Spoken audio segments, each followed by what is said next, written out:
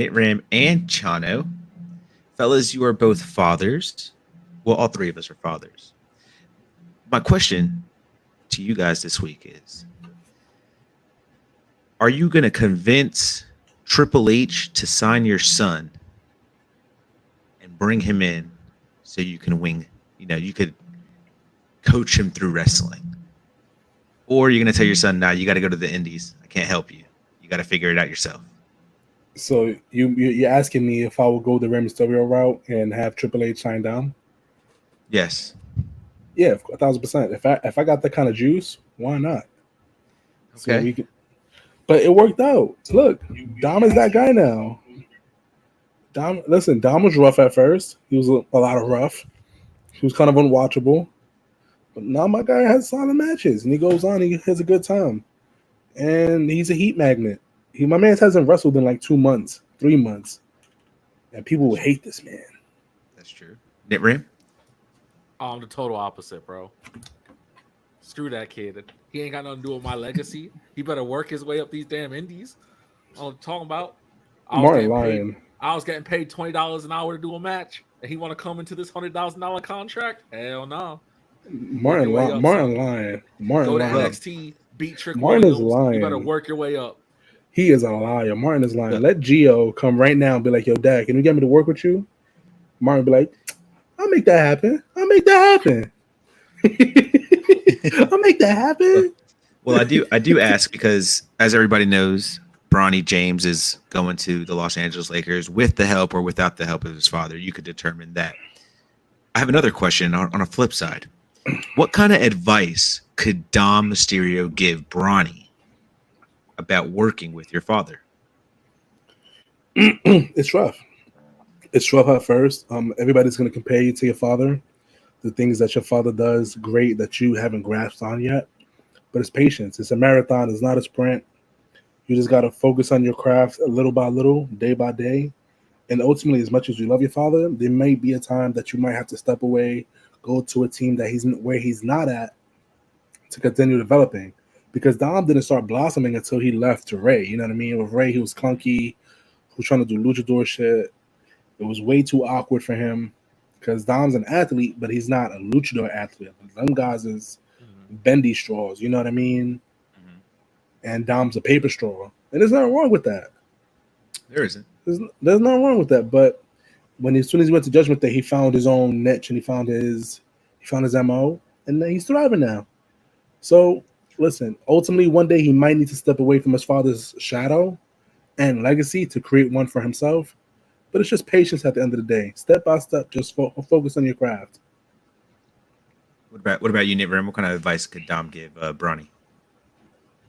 I mean, Chano pretty much said it all. Like, you got to step outside because all that's going to happen is, as long as you're with your dad, all people are going to do is say, well, he's not his dad. You know, and it's the same thing. Like Chano was saying, Dom's not a luchador, but when he was in the ring with Ray and he wasn't doing that cool stuff, we're just kind of like, well, Dom can't move. You know, so it's just one of those things where I just feel like, in a sense, like, if you don't step away from your dad, then all you're going to do is live in his shadow and pretty much carry that weight. Well, one of the good things about having your dad on the roster is you basically have a guide. I'm sure that Braun has been doing this since his kids started playing ball. He basically teach you how to be a professional. You know what I mean? When we touch down to a city, we find the gym. After game days and we're detoxing, we're getting our bodies right, we look at game tape to see what we did wrong and what we can improve on. Okay, we got 2 days off. And one day we're going to go hard in the gym. Next day we're going to recover and get ready for this game.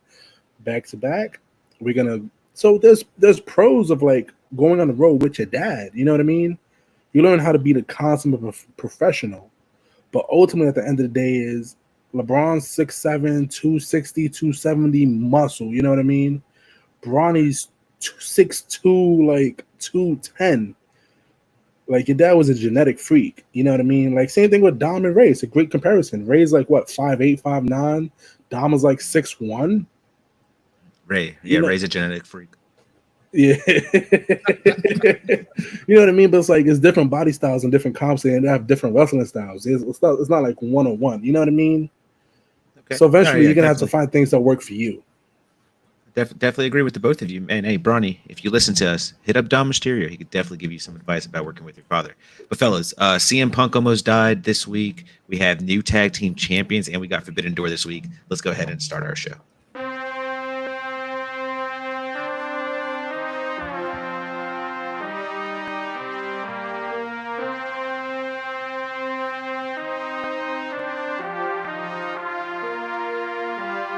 Four sides of the ring, four sides of the ring. Everybody out here got an opinion, your ego shall die in the ring. If the debate's getting heated, we heating, you know it's been fire in the ring. We them guys in the ring, leave with your pride in the sling. Four sides of the ring, four sides of the ring. Everybody out here got an opinion, your ego shall die in the ring. If the debate's getting heated, we heating, you know it's been fire in the ring. We them guys in the ring, leave with your pride in the sling. Four sides of the ring.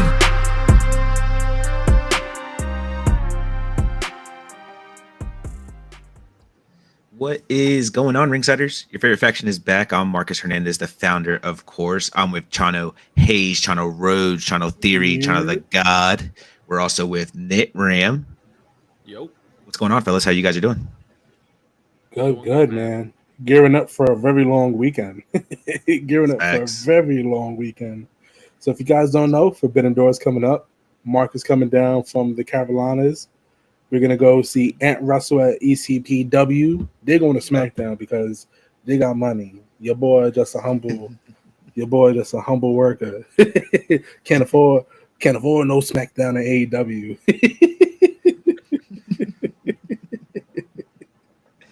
Hey, look, I was told, hey, you're helping me move. I got your ticket to SmackDown. Couldn't say no to that. So that's crazy.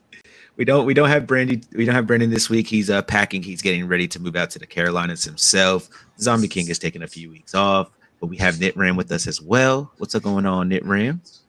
Oh, same old, man. I had to move a lot of my furniture in my tight apartment, and I realized that I built furniture in the rooms and didn't actually carry them in. And trying to drag complete furniture out of rooms in real tight spaces is a lot harder by yourself than you think. But I got it done. Yeah, accomplishments. Listen, that's they're cool. gonna be. If you don't know, they're gonna be roommates. Mm-hmm. They happen and the singing and they're brothers. Right. Well, Ringsiders, check this out. We have a debut today. A lot of people don't know. These two guys don't know, but Nitram, Chano, they, every time I'm on a guest somewhere, Brandy's a guest somewhere, people are talking to us. People tell us Chano's a hater, Nitram's a hater. Those are the haters of the podcast. So me and Brandy came together and we said, well, we got to figure it out for them. How can we get them to acknowledge this? And ladies and gentlemen, Chano Rhodes and Nitram is now your residential haters. Tag team for four sides of the ring. The residential haters. Oh. Look at Nitram handing you the belt too, like, oh yeah, you want this? You want this right here? Oh man, listen. When Martin first started coming back in the pod, we was on the same page, and then somehow, some way, there was a disconnect. So yes, we're haters, but we hate on Chano. But we hate on two separate things completely. You know what I mean? Everything I hate, Martin loves. Everything Martin loves, I hate. The residential haters. You're like, y'all are neighbors and you hate each other. Yo, so obviously we have a group chat because we got to coordinate a lot of the things we do. I don't know if it was this morning or yesterday, but like 6:50 in the morning, Martin's having a full-blown wrestling conversation, and I just opened my eyes, and I'm like, yo, Martin, oh my God, it's 7 o'clock in the morning. Like, bro, what are we doing? Like, yo, bro, could we wait till like 9? Like regular wrestling hours? I wait till I clock in, to be fair. I wait till I clock in to start wrestling conversations.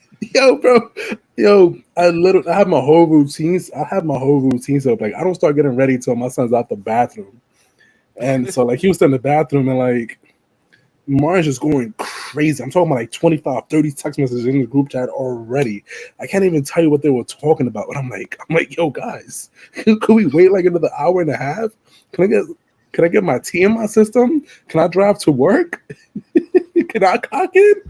I feel that I wasn't even clocking. I was walking to the clock to go clock in. This man's like just ranting about wrestling, and Chano, you're just like, yo, it's 7 a.m. I just died of laughing. Yeah, facts, bro.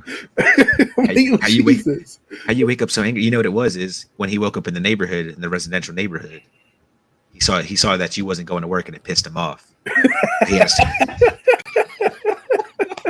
So he had to hit the group chat up real quick. Nah, listen, man. Listen, I just hate baby faces. Martin just hates Trick. You know what I mean?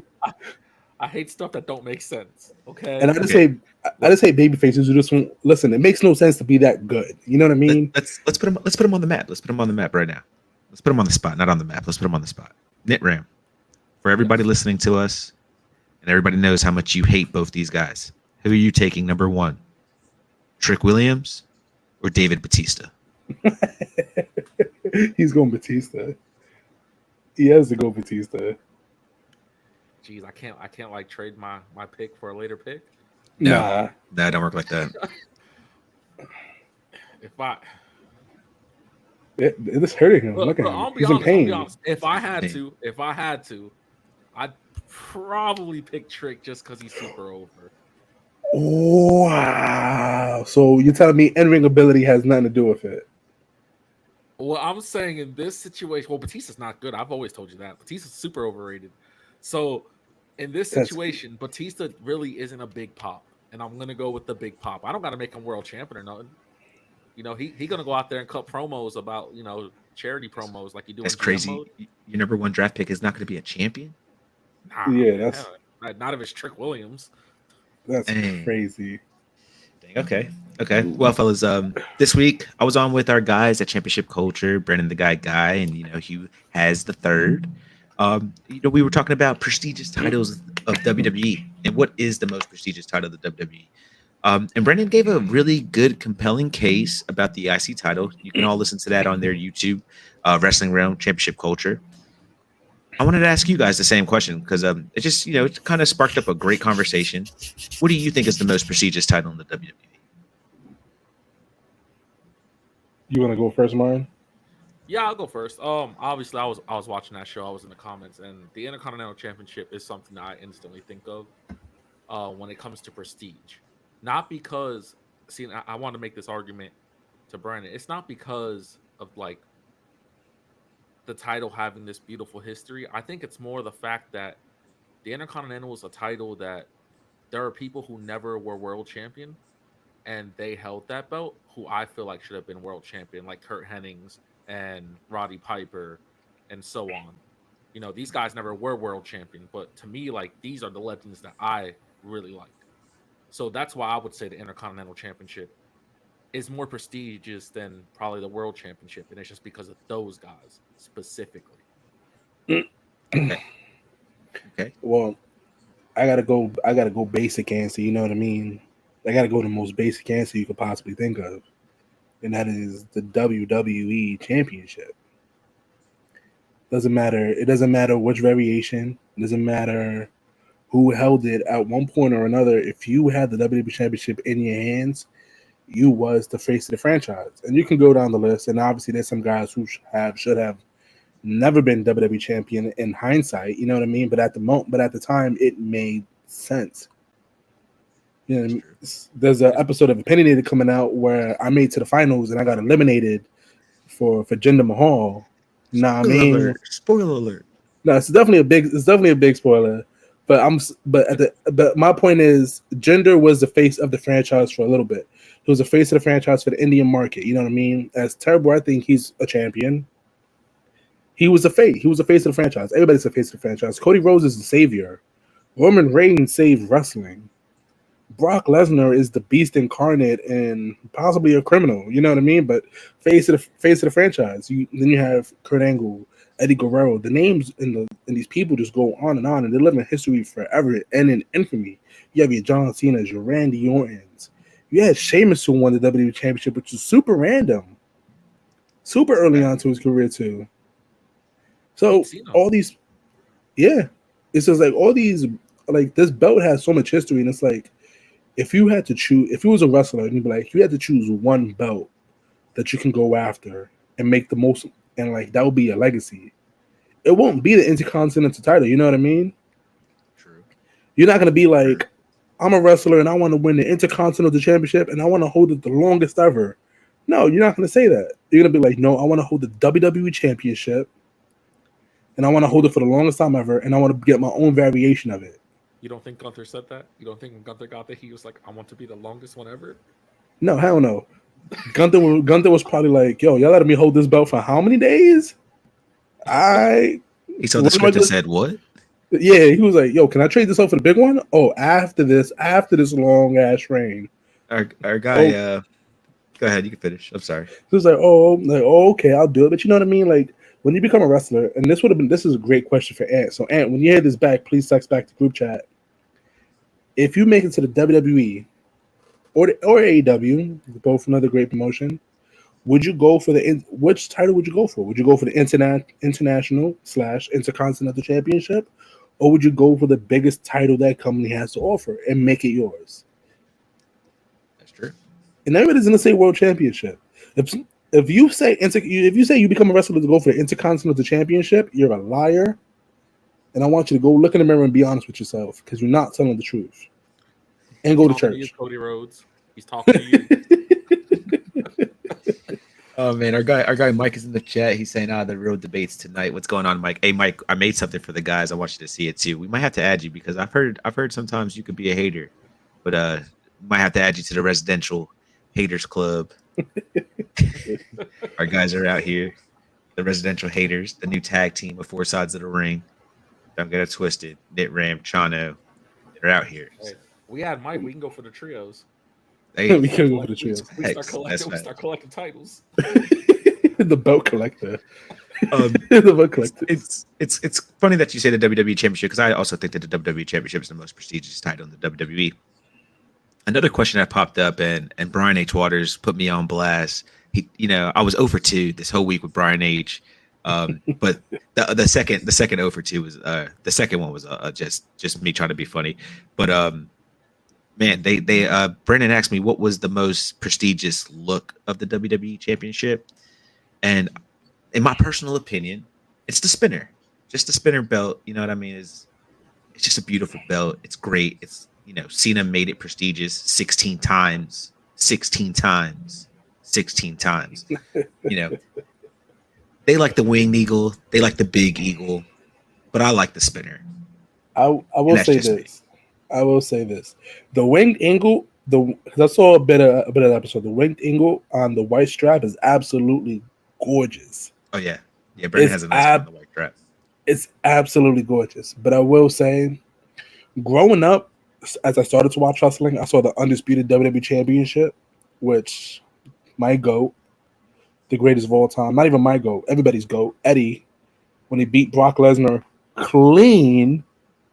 Watch the highlight reel, not the actual match, because it will show a clean ass victory. The undisputed title is a good belt. Like, that's the first belt I was introduced to. But the first belt that I actually wanted as a kid was that spinner belt. That spinner belt is iconic, man. I always hate how they did it in the video games, because it just looks like a big block of gold that spins. You click that belt it starts to. Yeah, it's Nobody even touched it. Like in their entrance, it would just start spinning automatically. That was my favorite. Yeah. But I'm telling you, that's the most iconic belt, at least to me. You know what I mean? That's the belt I grew up on. So when they changed it, when The Rock changed it, because the belt shouldn't look like a toy. The Rock's a hater.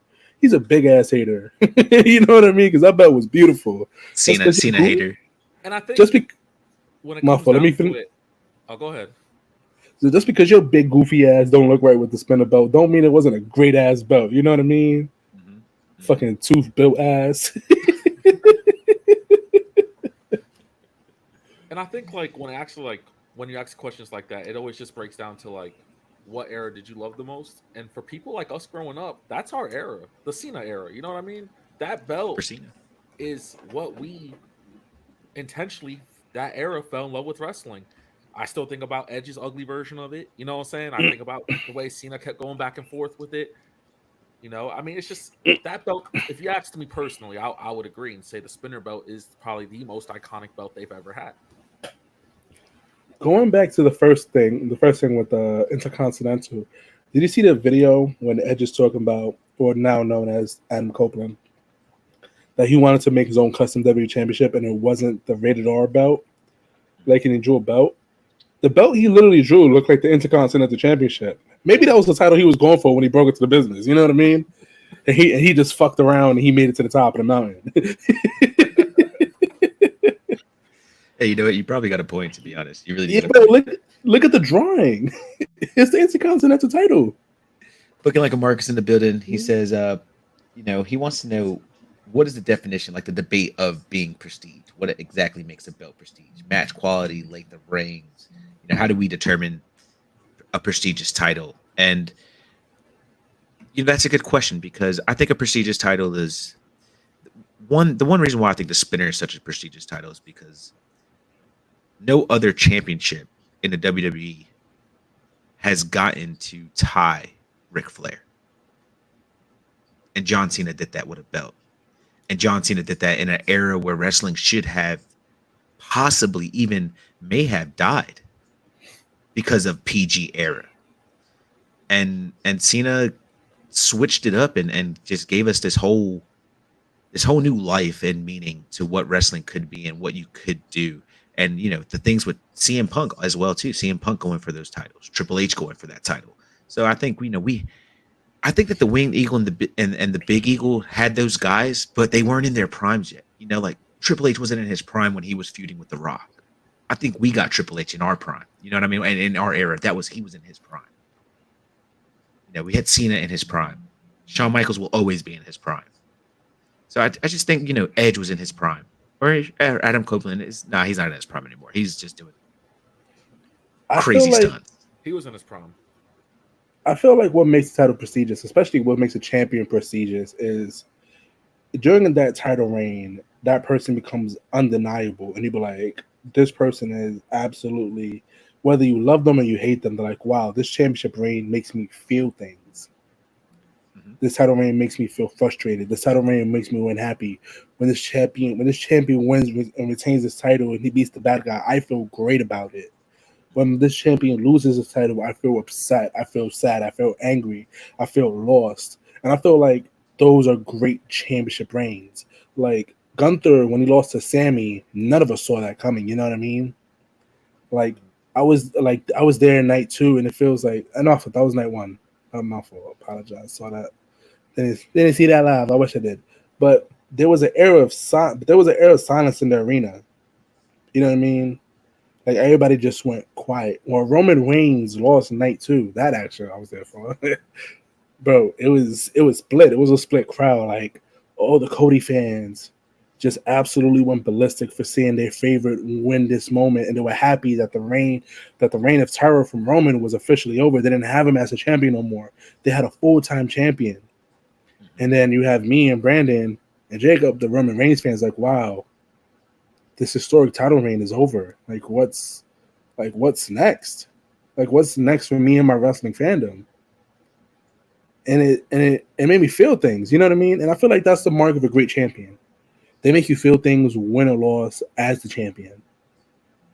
That's facts. And I've said it, you know, if the champion can make you feel like, or if whoever's going for the title, even if it's the face, you know what I mean? Like Cena. Whenever Cena was going for the title, I felt like I was going for the title with him. You know what I mean? So when he got it, it was like, yes, he did it. He finally got his belt back. Because it felt like his property. Right. And then, you know, and then you got guys like Edge who wants to cash in after a Hell in a Cell, and the man just literally wrestled for an hour. And then you want to come in and cash in on him. Yeah. At the Elimination Chamber at Armageddon. Crazy. Yo, I tell the story a lot. Your boy was poor growing up, so I didn't have no money to power pay-per-views. So I read the newspaper. Next thing, it has like a little advert, like clip in the back, like with the wrestling results. So John Cena retains, John Cena defeats so-and-so. I was like, oh, I'm like, great. Cena won, retained. Edge defeat John Cena. Well, I was like, what? I was like, what the hell is going on over here? My memory of that elimination chamber is me and my brother both telling my mom and my dad, like, oh, we gotta watch this main event. It's gonna be great. Cena, like, they knew we were wrestling fans, so my dad said, fine, you guys can watch this one pay-per-view on a Sunday, and it better be over by 11:30 because it's a school night. Dad hooks up the hot box. We're watching it, right? Cena wins. I'm hyped. And then all you hear is that you think you know me. My little brother in the other side of the living room. I told you. He's gonna do it. I told you. Me mad as hell. I'm like, damn, Cena's about to lose his title. He's already bleeding. He's tired. He's dead. And then Edge takes the title from him. And just to be clear, I left the room because I was so upset that Carlito was stupid enough to backstab Chris Masters when they had a perfect thing going the whole chamber just so he could try and lose to Cena that quick. I was so upset. So when Edge came out, man, I'm not gonna lie, I was probably the biggest Edge fan growing up. Like, I was a huge Edge fan. Mm-hmm. And I will debate that his run, if he never got injured, would be better than Randy's and Cena's, but we would never know that. So what if? I don't know. That Edge title run was that's a conversation for another day because I have mixed feelings about that run. But yeah, man, that's what makes the Prestige excited to me. If you can make your audience feel things when you retain or when you lose your title, that's the mark of a great champion. But also, you know, a business would just say the most prestigious title is whatever makes the most money. So the spinner title. True. Yeah, the spinner sold like hotcakes. Oh yeah. that boy sold. Oh man, sold like hotcakes. Let's just go ahead and kick off to the week. We had some sad news. I just want to go ahead and say, Roman Reigns, everybody here at Four Sides of the Ring, our entire team, man. You know, our prayers and thoughts are with you and your entire family. We are extremely, extremely sad. You know, saddened by the news that we heard over the week. We hope that you and your family are okay. No rush to come back to TV. You are still our tribal chief. We will always throw our ones up for you, and we will be waiting. 1,000%, man. Rest in peace to the family. God bless. Take your time and heal, man. Your dad was a big, important piece of wrestling. We will always remember the Wild Samoans who paved the way for a lot of wrestlers today. Mm-hmm. And it's hard, man. Loss is hard, so take all the time you need and grieve properly. That's facts. He's up there right now, wrestling Dusty Rhodes one more time. So, for all the goats. Chano, I want to ask you a question, man. What they do? I know you was hyped Friday night when you saw your guy Pepsi Phil laying there in his own blood. Yo, but that was insane. The whole cinematic cut was insane. They did his talking. They were like, yo, they heard the bump against it. They ignored it, and then it rolls up. It was a great cut. WWE television has been great ever since Old Boy left. But it was insane, man.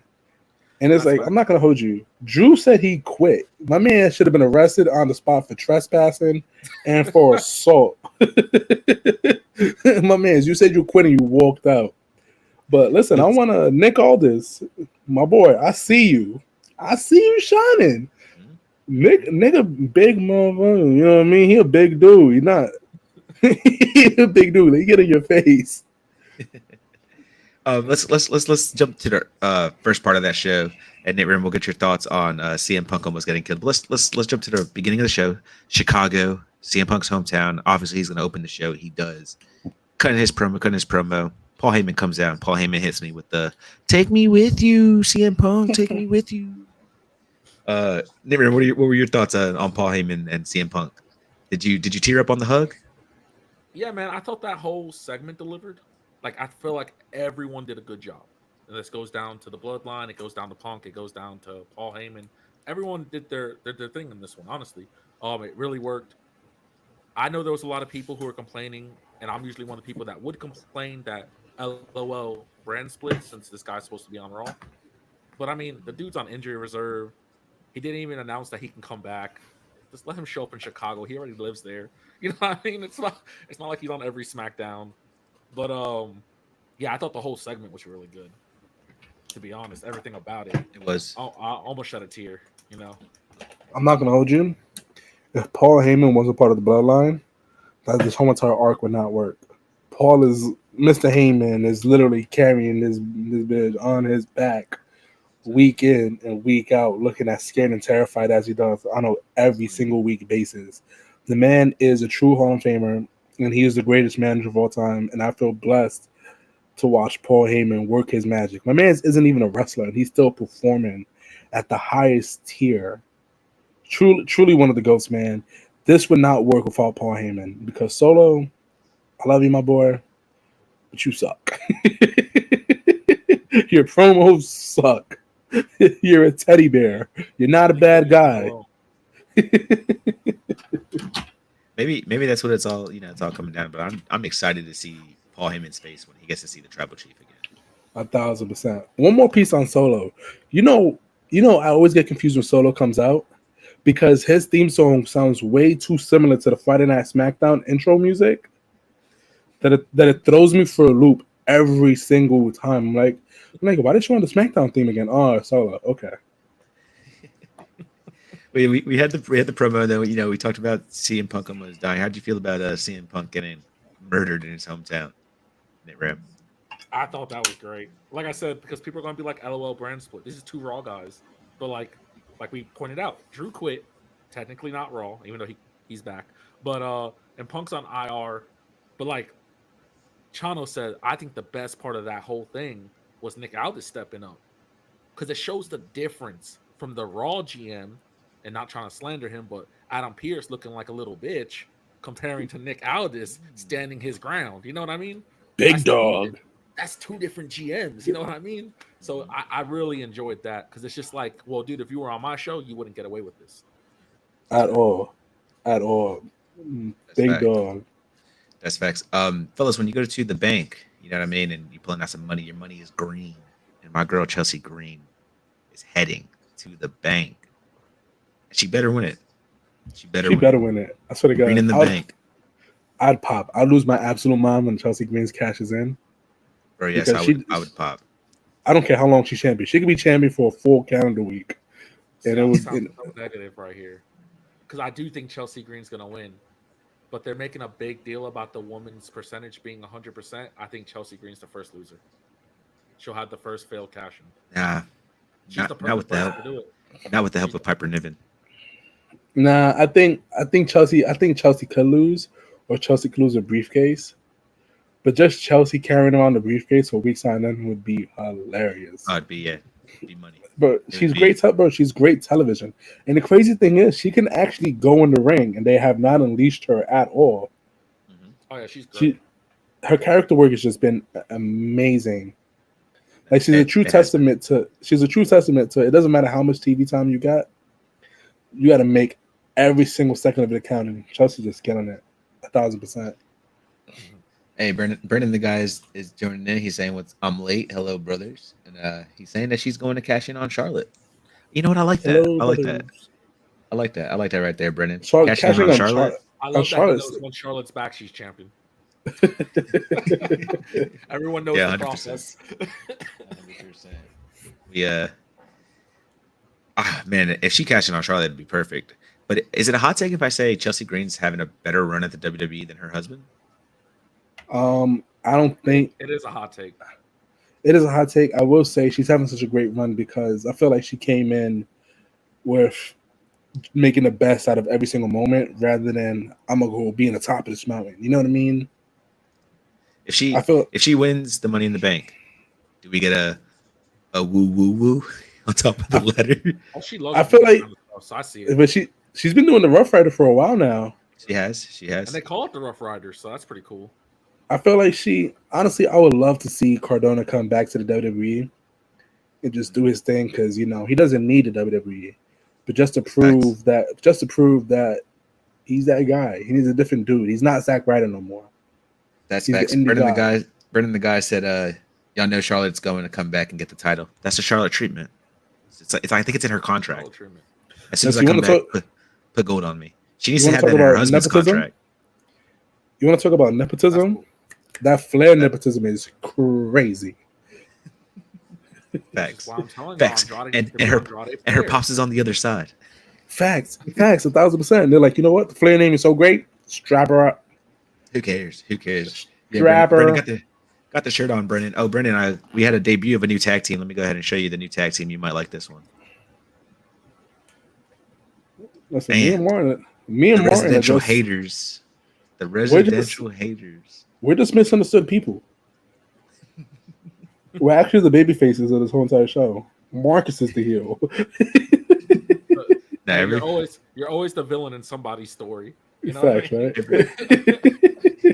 right? But just to jump back to that real quick, there was a time where a whole stadium was chanting for Zack Ryder while The Rock was in the ring. I don't think Chelsea Green will ever hit that peak. I tell you what, though, Like Chelsea that's a peak. You know what I mean? I'm not gonna hold you. If Chelsea was to cash in at a Big 4 pay-per-view, Big 4 PLE, I feel like she get a crazy pop. Yeah. I feel like she get a crazy absolute pop, bro. Because everybody loves Chelsea Green, and if you don't love Chelsea Green, you're just living your life the wrong way. That's Like I facts. said, I see her winning the case. I just don't see. I see her failing the cash in. True. Also, on the SmackDown side, we had Carmelo Hayes slipping up and stealing a win. Going, he's also heading to Money in the Bank.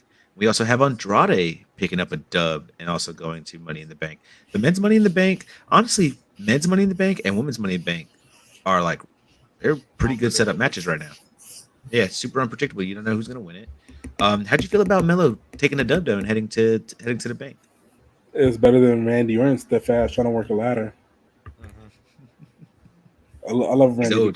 But keep that man away from tables, ladders, and chairs. Oh my! Just keep him away from all of it. I think he saw what happened to Adam Copeland. He was like, never mind. I don't need to be in this match. Copeland's an idiot. My man jumped straight leg down on his like bro. How you jump off the top of a ladder and you land on your feet like a Momo? You know what I mean? Like, bro, he did it to himself. Brennan, on last night, Brennan, the guy, and Hugh were saying that Andrade is the dashboard champion. I was dying. Dashboard champion is. Please don't disrespect my favorite wrestler of this. That's crazy. Listen, good things will come from Andrade. My man's is absolutely filthy in the ring. He just needs to. He needs to change his name to Andrade Flair, and then he'll get everything he wants. That's it. That's the solution. I'm gonna tweet. Blonde hair and all. He'll get everything. Blonde. Mexicans would disown him. The robe. They would disown him. You acting like that man is not royalty down south.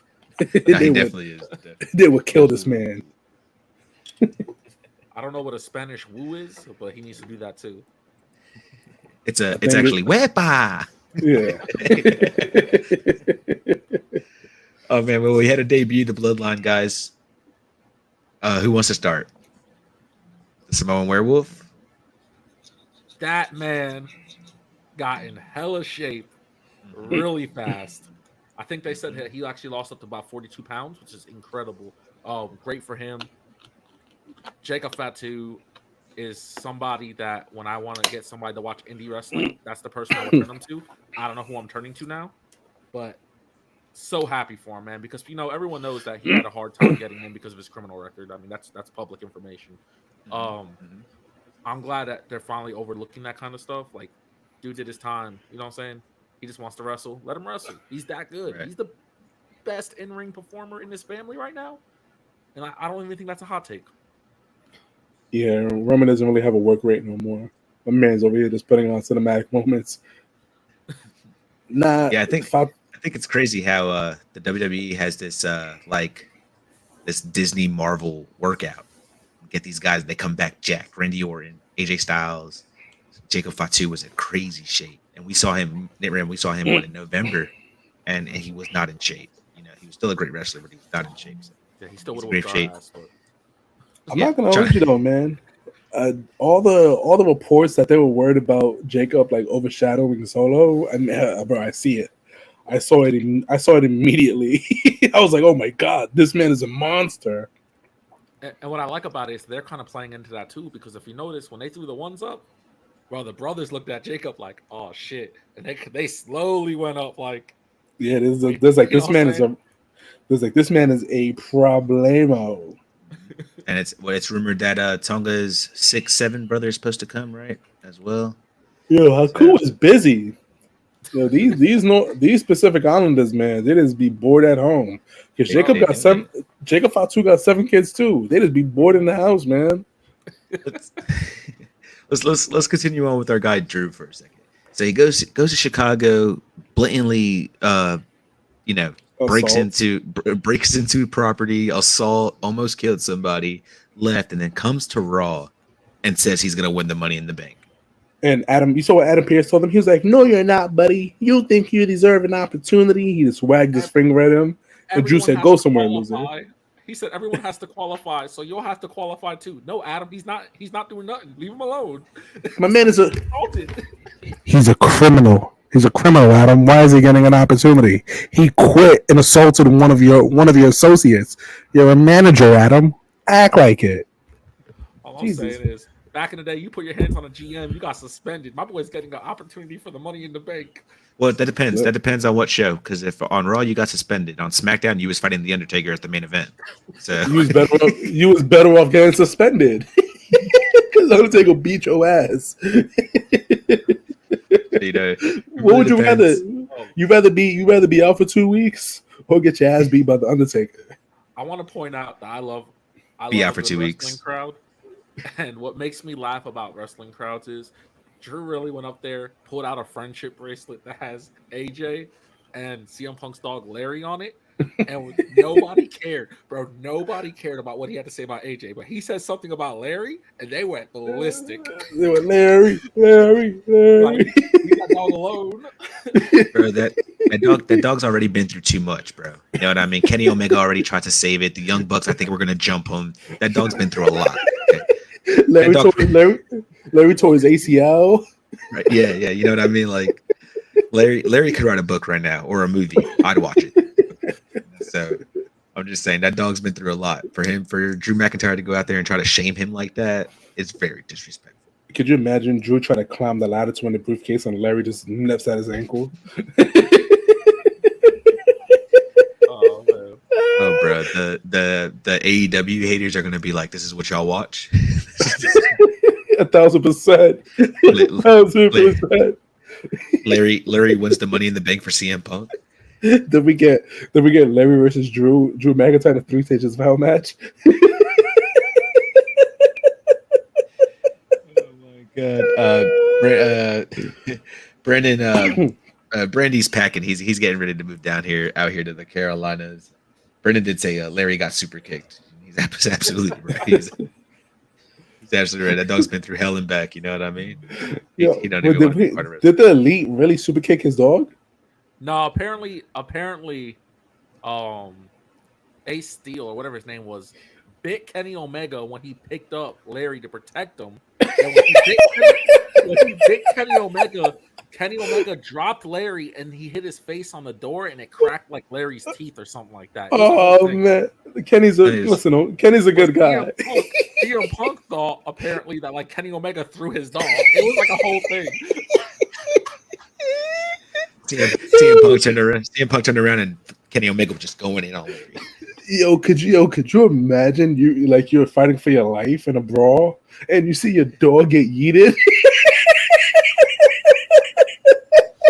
Yeah, bro, you gotta kill him now. All I'm saying is, get a bigger dog, bro. This would never happen to Pharaoh. That's all I'm saying. Oh man, Brendan the guy says, "Have y'all seen what the Larry look alike?" Nah, I have not. I have not seen that. I gotta look that up. Also, heading to the Money in the Bank, I think this is a Nitram. I think you're becoming more and more of a fan of her. Lyra Valkyrie is also heading towards the money. How'd you feel about her? Go ahead. I've always liked her. You know, I used to text you guys and be like, "Is this the chick that beat Becky Lynch?" And now I actually know who she is. You know, no, she's really great. I was real surprised she won this match, though. I will say that. 1,000%. I think they could have did something with having more damage control, considering they're looking like they're trying to do this damage control story. Having more damage control members in that match, I think would have been the better call. Because if you were going to make them split, fighting over that briefcase that kind of started Io's whole career would have been a good thing to do. But that being said, Lyra's incredible. I assume she's going to do a high off the ladder spot, straight open wings, all pun intended. So I'm real excited for her. Like I said, both Money in the Banks right now are people who I think wouldn't get main event spots normally. and they're kind of doing really good. So it's kind of like giving that opportunity of like, this is your chance to step it up, but these people could also at any point step it up whenever they want, and I'm really liking that. Right. All I'm saying is when Roxanne makes the main roster, I want the same energy for Roxanne. I swear to God. That's all I'm saying. I just want the same energy. That's facts 100%. That's facts 100%. I want the same. I do want to say shout out to Kairi Sane. This was her best showing as a WWE wrestler since her return. And I hope they continue to build on it because she balled the hell out. That was a great match. Did you guys see the video of Dakota Kai? Kind of like she was upset because she feels like she's not getting a push and she just wants a chance. She wants a shot. She looked like she looked like she was about to cry on her stream. Bro, it's hard because she was part of one of the biggest stories in women's storylines with Damage Control for the past like 2 years. You know what I mean? Damage Control. You know. She was hurt. She was hurt for like a year of it, but she still appeared in WrestleMania. But you know what I mean. She's not 40, but she was in 39. Like she's had some matches. I can understand of like being backstage and just wanting to prove yourself that you're more than this one character.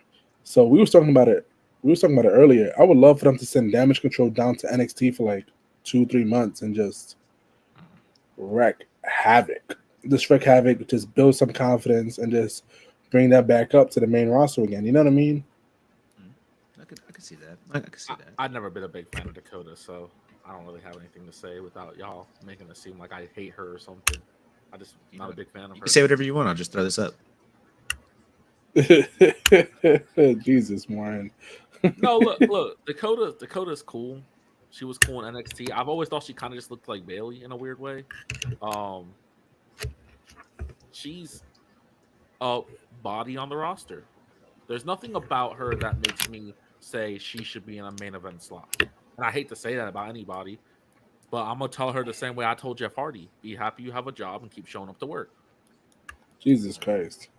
That's what got Jeff Hardy fired. His contract expired. Chill out, man. We had another qualifying match. Chad Gable wins, and then Wyatt Six comes out. Well, not the Wyatt Six. Sister Abigail comes out. Were you creeped out? I had definitely creeped out. Honestly, she's not creepy. It's Mercy the Buzzard. That man is terrifying, bro. That mask is scary as shit. But she came out, I was like, please no Mercy the Buzzard. Please no Mercy the Buzzard. Please no Mercy the Buzzard. And then they went to commercial break. I was like, yes, no Mercy the Buzzard. That mask is creepy as hell. She hands Michael Cole a VHS, which we're going to talk about the VHS here in a little bit as well. But first of all, shouts out to Michael Cole for handling commentary for the last 2 hours of Raw. 2 hours. Like it wasn't the last hour. He did the last 2 hours by himself. Last 2 hours because the Miz was trying to find R-Truth. He was so good. Honestly, at some point, I thought he was having a double conversation with himself. It was that good. Like it sounded like two people were on there the whole night. So shout out to Michael Cole. You're just the GOAT, man. Yeah. He's just a great job. The best there ever was. I wanna just rewind a little bit because everything kind of backs into this. Everything that Triple H did for this Y6, whoever's in charge for producing these segments, was perfect. Chad Gable arrives, he walks, you can see the sister Alexa Bliss in the background. Perfect. He comes out, does a promo, acts like he's not scared. He starts it off with Bo Leave, which was hilarious to me, and then he made other references. He wins, and he like stood there for the smoke to come in, and his reaction was so delayed, as if almost as if he couldn't feel it anymore. He has the head damage, and then they give him a VHS tape, and I thought the VHS tape was such a smart move because if it would have been anything else, they would have had to throw it up immediately. But the fact that it was a VHS tape, and Michael was like, well, first of all, he had to explain it like if everyone's super young. He was like, this is an old way of playing footage. But it was real smart because it built suspense in a sense that we didn't have to get it right there. Because if it would have been a flash drive, I would have been like, all right, plug it into some monitor. Let's do this. Come on. You know what I mean? So I didn't know why Pat McAfee was out. Unfortunately, his father-in-law passed away. So I kind of feel bad that I was tweeting that I was hoping that the box was a bloody jersey from Pat McAfee. Jesus Christ! My man's is wishing his death. Jesus. I know. I saw a tweet where somebody was like, "Oh, please be like Pat McAfee's like foot or something because he was a punter." I was like, God, it's because Pat McAfee set himself up for that. He set himself up. Okay, needs to be addressed. You don't do the Wyatt Six stuff on your show and expect people not to think you're in kayfabe when something terrible happens. I'm sorry. Well, it was addressed to Pat. Yeah, it was. Addressed I do to Pat. want to say, just as old heads, do you understand how far back and how far removed we are from VHSs? Mostly everything's on streaming now. There's not even a need for DVDs. And DVDs is not even the last one. It was Blu-rays. It was, now we're streaming, Blu-rays, DVDs, and then VHSs. We're 3 things removed from videotapes. Like, bro, like, we're getting old. It's crazy. We got Hughes in the building. Brendan, the guy, was talking about Lyra Valkyria. He said, "Nah, she lost that Queen in the Ring, which is a fact, and now she's in the Money in the Bank. So she's getting her little push again." I do agree with that. It's kind of crazy that she could just lose the Queen of the Ring, and all of a sudden, bam! Now you're at Money in the Bank. Listen, all I'm saying is have the same energy for Roxanne Perez. That's all I'm saying. That's all he's saying. Let's talk about our guy Damian Priest, the Seth Rollins stipulation that they put up for Money in the Bank. We already know Damian Priest went out there and said, "Oh, you don't got to do it. You could just challenge me because I want to beat you." Blah blah blah blah. I'm a heel, but I'm trying to be honorable, I guess. The stipulation is kind of crazy. Damian Priest wins. Seth Rollins can no longer challenge for the World Heavyweight Championship. And let me make this clear because I think everybody misunderstood what he was saying. He cannot challenge as long as Damian Priest is champion. Let's remember that. Everyone kept saying, Seth is not going to lose because they're not going to never let Seth go for the title. Seth can't go for the title if Damian Priest is still champion. Just put that in perspective. If Seth wins, Damian Priest has to leave the Judgment Day. That's man grimy. Seth might low-key be a heel. Like, not only do I want your belt, I want you to leave your homies too. This man. You said where did they find a VCR? I think the stadium still had the TV with the trolley. You know, it's like when you were in school and you knew you were about to watch a movie. Listen, they were in Indiana, right? They were in Indianapolis. Yeah, they have a VCR in the arena because that's the only way they're gonna watch good quarterback highlights from Peyton Manning. So of course they still got the VCR on deck. True. Andrew Luck was a beast, bro. Don't disrespect Andrew Luck like that. Listen, fuck them and the Pacers and Tyrese Halliburton. Facts. How y'all give Tyrese Halliburton a shirt? I don't like that. I don't like that. We're not gonna. Let's not even this. Listen, the Pacers only beat the Knicks because we were missing our whole entire team. The Pacers, you are the new Atlanta Hawks. I want you to know that you guys are bums. All right, I don't watch basketball, so I'm gonna jump back onto this thing. Let's get back. Let's get back into the stipulation. I feel like last week we all talked about how it was so obvious Seth was gonna lose to Damian. I think this stipulation honestly throws it 50-50, and I really enjoyed that.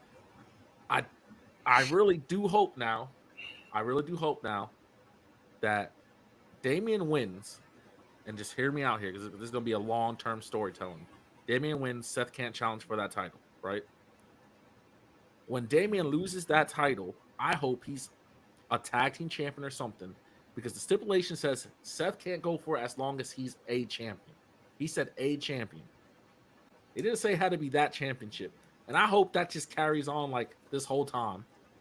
Like it just goes for any belt. And that for some reason, Damian just keeps hopping from belt to belt and Seth can never compete. That's what I hope for. But like I said, it pretty much makes it unpredictable because there's no way Damian's leaving Judgment Day. And then what are they going to do with Seth not going for the main title? Like what? He's going to go for the U.S. or the Intercontinental? I think... What's he going to go for Roman? It's weird. A lot of people saying they don't want to see Damian versus Gunther, which is weird because I feel like we just saw Damian Priest give us an absolute banger versus Drew McIntyre. So the fact that you don't want to see that against Gunther is absolutely crazy to me, especially because there's a lot of AEW fans who say it and like they love work rate. And Damian Priest is one of those guys that have a great work rate, great repertoire. Now this is going to be a great match. And honestly, it's hard because I generally believe Jey Uso's winning. I believe Jey was going to cash in on Money in the Bank, and then he was going to lose at SummerSlam due to the Bloodline shenanigans of them being jealous. You know what I mean? So there's something here. And plus, I don't think Gunther's winning at SummerSlam. I got Gunther winning at Bash at Berlin. I feel like SummerSlam is way too much of a gimme. Yeah, you might possibly be right. It may be. Let's talk about our guy right here. Our New Yorican, Karrion Kross, gets dub number 7 over another former champion. He's killing it. He's on a run, doing his things. This time I really can't blame Kofi Kingston for Xavier Woods. Like Xavier, like why didn't you just come out with Kofi? You wouldn't have gotten jumped. Like why were you just chilling backstage, bro? Like, bro, my boy Xavier Woods was tweeting all night. All night, bro. My boy he was upset all night. He was upset. Quick question. You ever go ahead. Can either one of you name the 7 world champions that this man beat? Because I get stuck at 3. Because one is Ray, right? Mm-hmm. One is Kofi. Okay, you got Ray, Kofi. He technically beat Drew McIntyre one time. Okay, that works. I think he pinned. Didn't he pin Bobby Lashley like in a mixed tag match? Something. Oh, when they were fighting. Are they counting that? I don't know. He's When they said that stat, it was like such a throwaway line that I was just like, I was texting Mike. I was like, 7 champions, and Mike was like, yeah, man, Karrion Kross is on a roll. I was like, that's not what I'm saying. I'm saying, who was it? Don't just say 7 champions. Give me names at this point because I don't believe you. He might when he cuts a promo. You never know. He might name everybody. Okay, so I got the list for you. All right, go ahead. Damian Priest, Finn Balor, Jeff Hardy, Drew McIntyre, Rey Mysterio, AJ Styles, and Kofi Kingston. When the heck did he wrestle Jeff Hardy? That was your thing. I was like, when did he wrestle Damian Priest and Finn Balor for the Judgment? I thought this was his current comeback. They counting his whole career or something? Yeah, so he defeated Damian Priest and Finn Balor when they went in NXT. Okay. Jeff Hardy, this must have been a minute ago. All right, that statistic shouldn't count then. I thought this was like a recent thing, like he was on this hot run. Never mind, they count his whole career. Anybody can say that then. My man's listen. He just started wrestling singles matches, bro. I love Karrion Kross. I'm legally obligated to say good things about him because he's from New York and he's Puerto Rican. So I can't say nothing wrong about him. But this kind of feels like his last chance in the WWE before he gets released. Yeah, you might be right, but you know what it is, right? It's the hair. He needs to go bald again, and I'm gonna say it until he does it. He needs to do the NXT stuff he was doing. He needs to get rid of the hair. And he needs to start saying more TikTok. I don't know. He needs to be more TikTok. Maybe he can't. Maybe on TikTok. No. Well, that was his thing in NXT. TikTok. You know, time's running out. So. He did that on SmackDown. It was garbage. Well, that's because it wasn't presented right. They made it garbage. He was leaving like big ass hourglasses on the counter of the ring and walking away. Like, come on, bro. That thing's gonna end in like 20 minutes. What are you about to do? So Karrion Kross wrestled Jeff Hardy in 2021. See, it don't count, bro. It don't count. What do you Jeff mean? Hardy doesn't even remember that. Jesus Christ! Listen, you gotta let it go, man. He said Jeff Hardy doesn't even remember that. Ooh, number one pick overall. Jeff Hardy and Batista.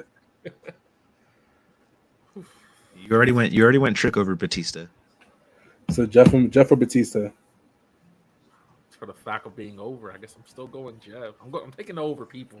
Let me throw this up there again. That's crazy. Throw this up there. Here you go. I think I gotta sit down and talk to Batista one day. Once again, Martin chilling on his deck in his residential haters neighborhood, just hating on Batista. Did you mean deck? Did you mean deck? Porch. I'm sorry. Deck. Yeah, I said deck. Porch. No, it sounded like you said DI. I was like, oh my god. Deck, I was like, oh my god. It's not like you said. He got a lot of what Sabu has on his body. Oh man, let's continue on, fellas. All I'm gonna say is this: as much as I love Mommy, she's fantastic. She's awesome. The one thing she's never did was get the Judgment Day a title match at the main event. She ain't never got them on PS5 and a plate of chicken nuggets. That's what I'm saying, bro. I don't know Yo, why they're complaining. Well, to live be for fair- mommy. You know what I mean? That's all I'm gonna say.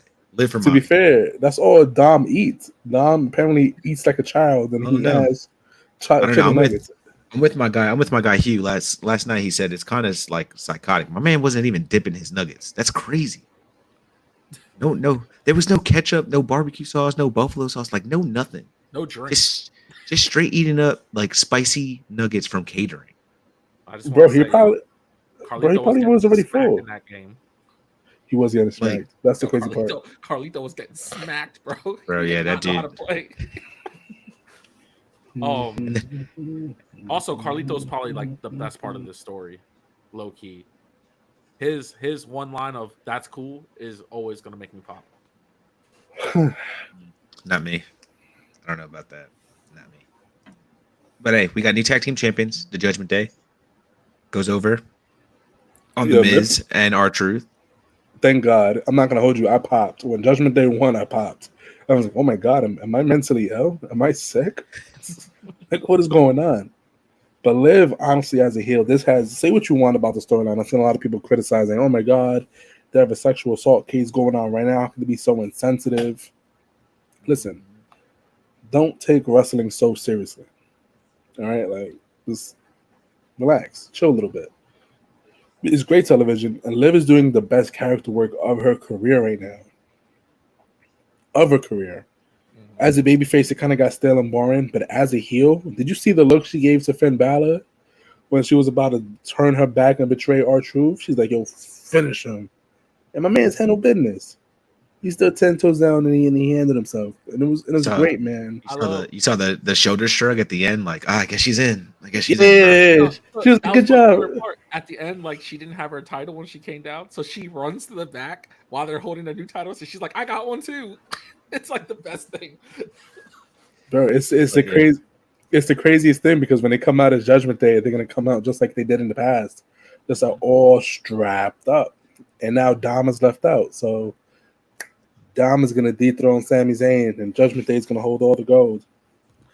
Yeah, that's facts. Dom's gonna win the money in the That's bank. facts. I wish.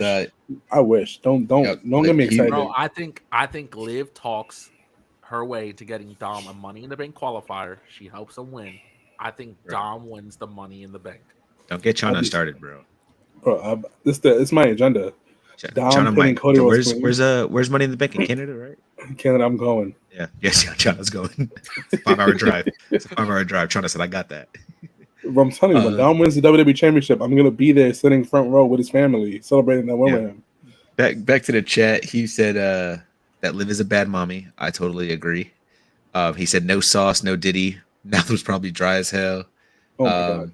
And then he agrees. Dom winning at Money in the Bank would be great. I'm with it. It would. I'm with it. 100% with it.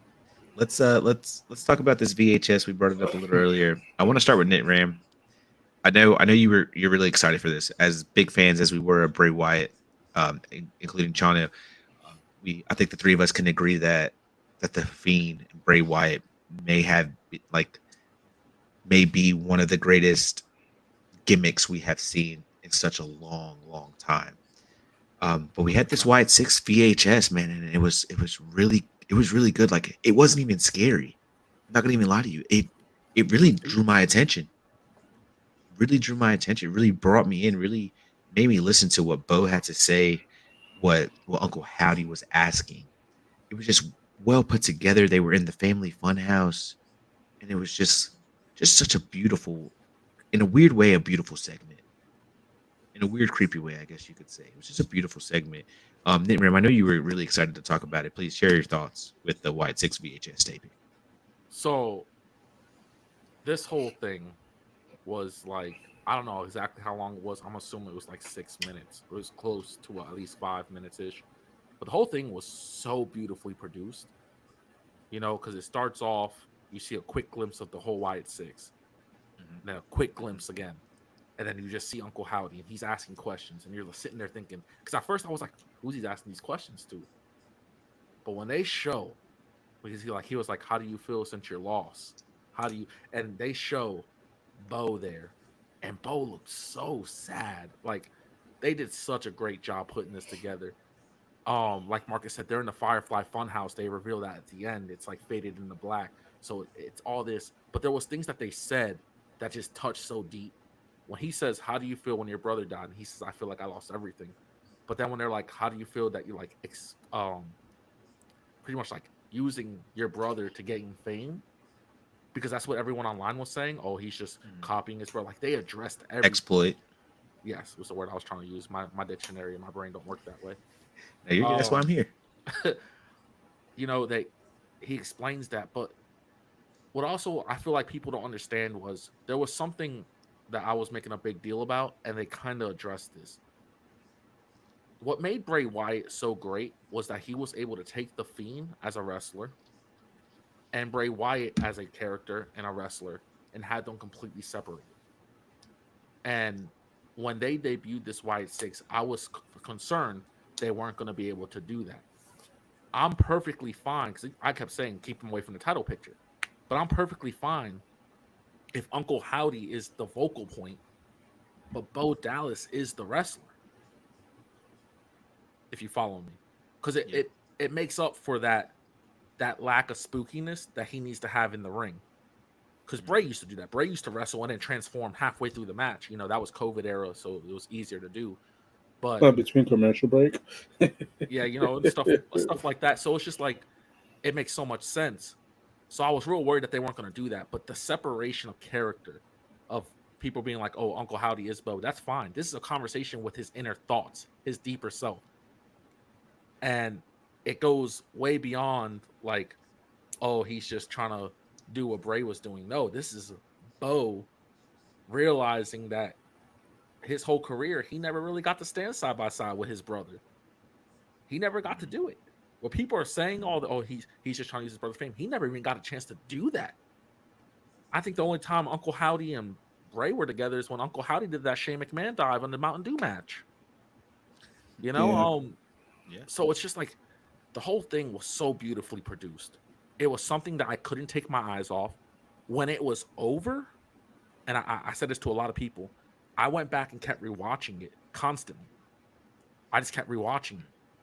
I did not care that Awesome Truth lost the titles because I was still processing what I just saw from the Wyatt 6. It was and good. For that reason, I'm sorry, just one last thought. No, for that reason, I'm kind of glad they put it right before the main event. If that makes sense. Because I wasn't even caring. Yeah, that was cool, whatever, that'll happen. But in my mind, I'm sitting here still thinking like, holy crap, like, look at all the little details they put into this video. Look at everything they did. Those was phenomenal. Are they going to do this with every Wyatt 6 member? Like, are they going to sit there and tell Nikki Cross, like, when did you start being a superhero and become the villain? Like, are they going to sit down with every single person? Because if they do that, that's, 5 weeks of television that these people don't even got to wrestle. I think everything they did here was on par with, like, the original debut of the Firefly Funhouse.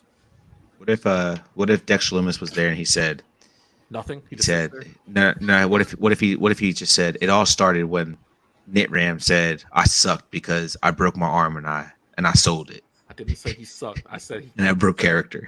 He had to stop when he get injured. If your character is that you don't feel pain, if you get injured, you better make sure the camera not looking. That's all I said. He broke his arm, bro. Bro, he broke his arm. You're a monster. You're not even a hater. You're just a monster. Just a monster. Look, I want Dexter Lumis's thing to be that indie left him. Okay, well, let's look at the chat. The chat's coming up. OMG, did you see this? Says, what's up with the hair? Whose hair? I think all three of us have fantastic hair right now. Hugh said definitely well produced. Chano, what was your thoughts on the Wyatt 6 VHS taping? It was well done, man. It was. I liked when Bo said, "What was I supposed to do? Let them turn my brother into a mausoleum?" Mm-hmm. You know what I mean? It's the whole of Bray Wyatt in everybody's life is low key. Everybody loved Bray. Everybody loved the Fiend. Everybody loved the Firefly Funhouse. And I feel like doing this away with the people that were closest to him, at least Eric Rowan. You know what I mean? Mm-hmm. Somebody who has experienced loss a lot, losing. I forgot old boy's name. Brody Lee as Harper, WWE. Yeah, losing Brody Lee, then losing win them back, kind of like back-to-back years. That's a lot for somebody. You know what I mean? Like, these are people that he's been on the road with. So this is kind of, it's like they said, it's cathartic. It's relaxing and releasing in a way to let all your frustration and anger and your grief just come out in the form of your character work. This is going to be the best thing WWE has to offer for months on end. Like Triple H teased in the Pat McAfee show with the Wyatt Six versus the Bloodline. Mhm. Like, I love both these things. I don't want to see them interact together because I don't want to see Roman take a loss. But at the same time, I'm interested to see how they would do it. You know what I mean? What if it's new bloodline? Just Screw the new bloodline. well, because like old bloodline went against old Wyatts, so you'd have new Wyatts, new bloodline. No, it'll be dope. It'll be dope. Old bloodline, new Wyatts, just for the aspect like Roman is must see television whenever he's on. You know what I mean? And Roman was at that service as well. It'd be a dope for everybody who want to pay their respects to Bray, do it in the form of matches. You know what I mean? In the form of feuds. This way, everybody gets their grief and their sadness in a way that's respectful to Wyndham and his family. His sister's been, every time those Wyatt Sixes been performing, his sister like tweets or like writes a post immediately after talking about how releasing this is for her and her family to watch this because Wyndham would have loved it. Yeah. It's great, man. It's dope. As long as they continue to do this right and write this correctly and produce this correctly, they can do this as long as they want to. It could be something special. Hugh said you're wrong, Nitram, about the Dexter Lumis thing. That's crazy. Yeah, bro, he's a monster. If your gimmick is you do not feel pain, okay, and you do not sell stuff, when a real thing happens, you better toughen out and not do pain.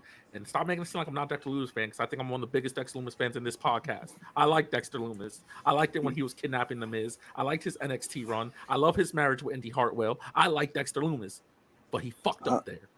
He did not fuck up, bro. He broke his arm. These are people playing characters. What is wrong with you? I gotta put it up one more time. My man's arm is 90 degrees in the other direction, and Martin's like, "Don't show me no face.